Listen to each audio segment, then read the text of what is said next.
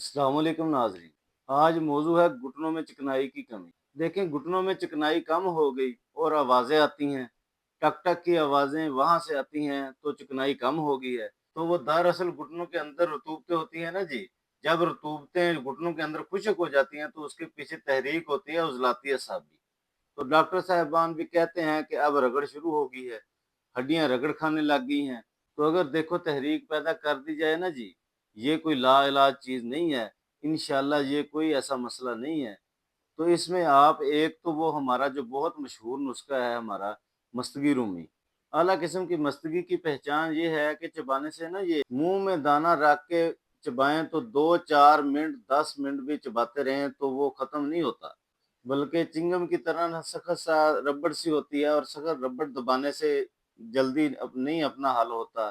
تو آہستہ آہستہ اس کی رگڑائی کرنی پڑتی ہے۔ یہ مستگی کی پہچان ہے۔ مستگی رومی اس میں 20 گرام ہو جائے، چوب چینی 20 گرام ہو جائے، اسگند 20 گرام ہو جائے، اسگند نگوری، سرنجا شیریں 20 گرام ہو جائے، سرنجا تلخ 20 گرام، اود بلسان ایک لکڑی ہوتی ہے، ایک اود گھر کی ہوتی ہے اور ایک اود بلسان ہوتی ہے۔ اود بلسان ایک لکڑی ہوتی ہے ہلکی سی، جیسے آگ کی لکڑی ہوتی ہے، اس طرح ہوتی ہے۔ تو یہ آپ لے لیں 20 گرام، ہر چیز لے لیں اور اس کے ساتھ آپ اپنا اس کو رطوبتیں بڑھانے کے لیے نا جی، 6 تریاک رطوبت بڑھانے کے لیے اعلیٰ درجے کی چیز ہے۔ تو رطوبت بڑھانے کے لیے 6 تریاک کا نسخہ بار بار آپ کو بتایا گیا ہے کہ وہ آگ کا دودھ لے لیں، وہ 10 گرام، اور ہلدی 150 گرام لے کر تھوڑی رگڑائی کریں، پھر آگ پر اس کو رکھ کر کسی برتن میں اس کو تھوڑا بھون لیں، پھر باریک کر کے 500 ملی گرام والا کیپسول صبح شام دیں۔ وہ مستگی رومی والا آدھا چمچ صبح اور آدھا شام دیں کھانے کے بعد۔ یہ 6 تریاک کا 500 ملی والا کیپسول صبح شام دیں تو انشاءاللہ اس سے رطوبتیں پوری ہو جائیں گی۔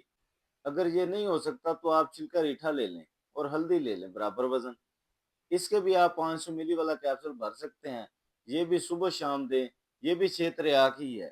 اس طرح بھی آپ کام اس سے لے سکتے ہیں، تو اس سے بھی گھٹنوں کی چکنائی جو ہے پوری ہو جائے گی، انشاءاللہ رطوبتیں پوری ہو جائیں گی، خشکی ختم ہو جائے گی، رگڑ جو کھاتے ہیں گھٹنے وہ بھی، آوازیں جو نکلتی ہیں وہ بھی انشاءاللہ اس سے آسانی سے حل ہو جائیں گی۔ اس طرح علاج کیا جائے، انشاءاللہ شفا کی امید رکھی جائے، اللہ پاک آسانی کرے۔ ناظرین، حکمت کے ذریعے کسی کی مشکل حل کرنا عظیم نے کی ہے۔ ہماری ویڈیوز کو شیئر کیا کریں، شاید آپ کی وجہ سے کسی کی کوئی مشکل آسان ہو جائے۔ جزاک اللہ۔